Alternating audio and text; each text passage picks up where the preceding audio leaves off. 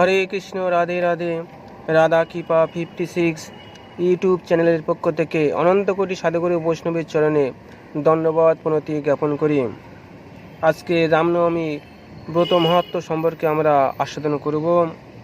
চলুন ভক্তগণ, আমরা সেই রামনবমী ব্রত মহত্ব শ্রবণ করি। বন্দামহে মহেশং হরো কোদণ্ড খণ্ডনম জানকী হৃদয়ানন্দ চন্দনং রঘুনন্দনম। যিনি মৃত্যুঞ্জয়ের সরাসন ভঙ্গ করিয়াছিলেন এবং যিনি জানকী হৃদয়ের আনন্দপ্রদ চন্দন স্বরূপ, সেই সর্বেশ্বর রঘুনন্দনকে বন্দন করি। তো ভগবান রামচন্দ্র হচ্ছেন মর্যাদা পুরুষোত্তম। রামচন্দ্রের জন্মতিথি যদি আমরা পালন করি তো আমাদের সর্ব পাপ থেকে আমরা মুক্ত হতে পারি। এই রামনবমী ব্রত পালন করলে কি হয় আর না পালন করলে কি হয় সেটা আমরা আস্বাদন করব। তো রামচন্দ্রের জন্মতিথি সম্পর্কে শাস্ত্রে উল্লেখ আছে।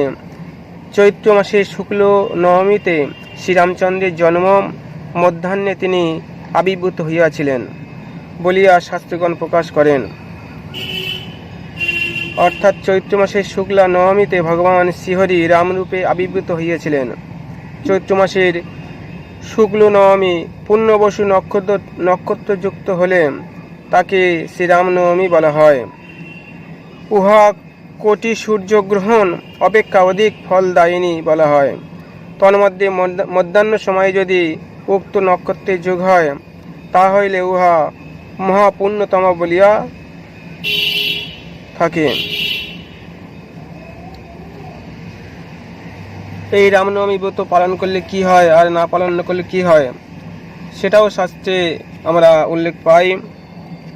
শাস্ত্রে বলা হচ্ছে, যাহারা মুক্তি কামনা করে তাহারাও অধিক কি দেবতাগণ পর্যন্ত সকলে, এমনকি স্বয়ং দেবরাজ ইন্দ্র পর্যন্ত এই রামনবমী ব্রত পালন করেন। এই রামনবমী ব্রত পরিত্যাগ করেন না।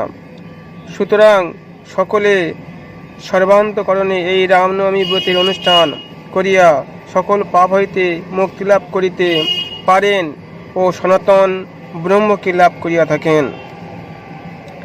এই ব্রত পালন না করলে কি হয় বলছে, যে মূঢ় বুদ্ধি মনুষ্য শ্রী রামনবমী দিন প্রাপ্ত হইয়াও তাহাকে উপবাস করে না, সে কুম্ভীপাক নরকে পচিয়া মরে। মূঢ় বুদ্ধি লোক মোহবশত যদি রামনবমীতে ভোজন করে সে ঘোর কুম্ভীপাক নরকে পচিবে, তাহাতে সংশয় নাই। শ্রী রামনবমী ব্রত মাহাত্ম্য অগস্ত্য সংহিতায় কথিত আছে, শ্রী রামনবমী ব্রত কোটি সূর্যগ্রহণের অপেক্ষা অধিক মহাপবিত্র। ওই দিনে ভক্তিসহ শ্রীরামচন্দ্রকে উদ্দেশ্য করে যৎকিঞ্চিত কর্ম করিলে তাহা সংসার মুক্তির কারণ হয়। যিনি আলস্য পরিত্যাগ করিয়া শ্রীরামনবমীতে উপবাস করেন তিনি আর মাতৃগর্ভে প্রবেশ করেন না, পরন্তু যিনি শ্রীরামচন্দ্রের প্রিয় ভক্তরূপে পরিগণিত হন। মানব ভক্তিসহ একটিমাত্র শ্রীরামনবমী ব্রত উপবাস করিয়া কৃতকার্য এবং সর্বপাপ হইতে বিমুক্ত হন। অতএব সকলে সর্বত্রভাবে কায় মনোবাক্যে এই রামনবমী ব্রত উপবাস করিয়া সমস্ত পাপ মুক্ত হইয়া সনাতন ব্রহ্ম শ্রীরামচন্দ্রকে প্রাপ্ত হন।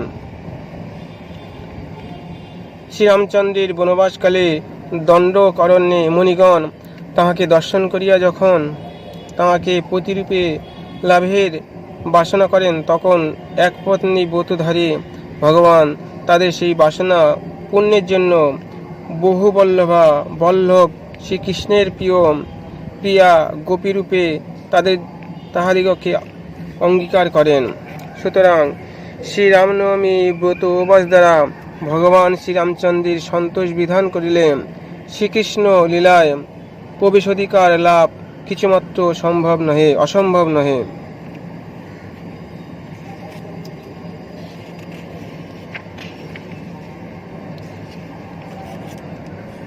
এই রামনবমী ব্রতবিধি অর্থাৎ রামনবমী ব্রত কীভাবে আমরা করব, রামনবমীর ব্রতের দিন সারাদিন উপোস থেকে দুপুরবেলায় আমরা শ্রীরামচন্দ্রের চরণে ফুল তুলসী দিয়ে পুষ্পাঞ্জলি দিয়ে একাদশীর মতন আমরা অনুকল্প প্রসাদ গ্রহণ করব এবং পরের দিন যথাসময়ে এই ব্রতের পালন করতে হবে।